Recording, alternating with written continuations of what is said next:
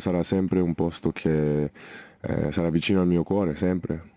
In this video, I'll be breaking down a few short clips of Kobe Bryant speaking Italian, while at the same time exploring similarities and differences between Italian, Spanish, and Portuguese. Kobe learned the language from having lived in Italy as a kid, and here he talks about his relationship to Italy, as well as how he kept up his Italian over the years. In this first clip, Kobe's responding to a comment that the interviewer made about how his love for Italy seemed real and genuine. Da parte tua si sente che la cosa è sincera invece. Beh, io sono cresciuto qui in Italia, allora sarà sempre un posto che sarà vicino al mio cuore, sempre. He starts off by saying, Io sono cresciuto qui in Italia. Io meaning I, like yo in Spanish and eu in Portuguese. Then sono cresciuto is I grew up, like crecí in Spanish and Portuguese. So here we see how Italian uses a compound tense to describe completed past actions, which is different from the preterite in Spanish and Portuguese where crecer becomes crecí in the first person singular. In the case of certain verbs like crescere, which means to grow up in Italian, this past tense is formed by taking the present tense of the auxiliary verb essere, which in our case is sono, and then adding the past participle of the verb, which in this case is cresciuto from the verb crescere. Now, if we were to translate this word for word, you would get soy crecido in Spanish and so crecido in Portuguese. Literally, I am and grown up. Then qui in Italia means here in Italy, like aquí en Italia in Spanish. Unlike in Italian and Spanish, in Portuguese, Italia takes on the definite article, aqui na Italia, na being a contraction of em and the feminine definite article a. So io sono cresciuto qui in Italia means I grew up here in Italy, or yo crecí aquí en Italia in Spanish and eu crecí aquí na Italia in Portuguese. Beh, io sono cresciuto qui in Italia. Then he says, sarà sempre un posto che sarà vicino al mio cuore. Sarà sempre un posto che sarà vicino al mio cuore, sempre. Sarà is the future tense of the verb essere, to be, in the third person singular, like será in Spanish and Portuguese, or it will be in English. Sempre means always, like siempre and sempre. Un posto is a place, like un lugar and un lugar. The next word is que, which means that. Notice how it's not pronounced che, but que, like the word que in Spanish.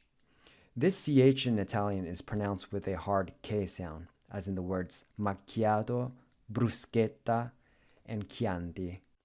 As we just saw, sarà means will be, and then vicino a means near or close to, like cerca de in Spanish and perto de in Portuguese. Al mio cuore literally means to the my heart. Al is just a contraction of a, meaning to, and the masculine singular definite article il. In Italian, possessives normally need to be preceded by the definite article when used before a noun. So my heart would be il mio cuore, literally the my heart. This is as if you were to say el mi corazón in Spanish.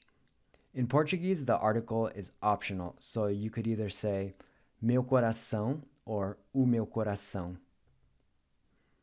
So, sarà sempre un posto che sarà vicino al mio cuore in Spanish would be será siempre un lugar que estará cerca de mi corazón. And in Portuguese, será sempre un lugar que estará perto do meu coração. It will always be a place near to my heart. Sarà sempre un posto che sarà vicino al mio cuore, sempre. In this next clip, the interviewer asked Kobe how he was able to keep up his Italian, given that he left the country at such a young age. Con chi mantieni l'allenamento dell'italiano, a parte Vujacic, con il quale ti ho beccato in un paio di circostanze? Le mie sorelle sono le uniche persone con cui posso parlare italiano. He says, le mie sorelle, my sisters. Le is the feminine plural definite article in Italian, the equivalent of las in Spanish and as in Portuguese. Mie is my when used before a feminine plural noun, and sorelle is the plural of sorella. Unlike Spanish and Portuguese, where you usually just add an S to the end of words to make them plural, as in hermana, hermanas, and irmã, irmãs, in Italian it works a little differently. For most feminine nouns that end in A, you replace the A with an E, which is why sorella becomes sorelle. Le mie sorelle, le mie sorelle, le mie sorelle. Then he says, sono le uniche persone con cui posso parlare italiano. Sono l'unica persona con cui posso parlare italiano. Sono le uniche persone means they're the only people, like son las únicas personas in Spanish and são as únicas pessoas in Portuguese. Con cui is with whom or con quienes and con quien. And finally, posso parlare italiano means I can speak Italian, like puedo hablar italiano in Spanish and posso falar italiano in Portuguese. So Kobe's saying that he would speak Italian with his sisters and that they were really the only ones that he spoke it to. Sono le uniche persone con cui posso parlare italiano. In Spanish, this would be son las únicas personas con quienes puedo hablar italiano. And in Portuguese, são as únicas pessoas com quem posso falar italiano. Sono l'unica persona con cui posso parlare italiano. I hope you guys enjoyed this video. Kobe was and still is a huge inspiration to me. And so this video is my tribute to him for inspiring me to become better at my craft each day.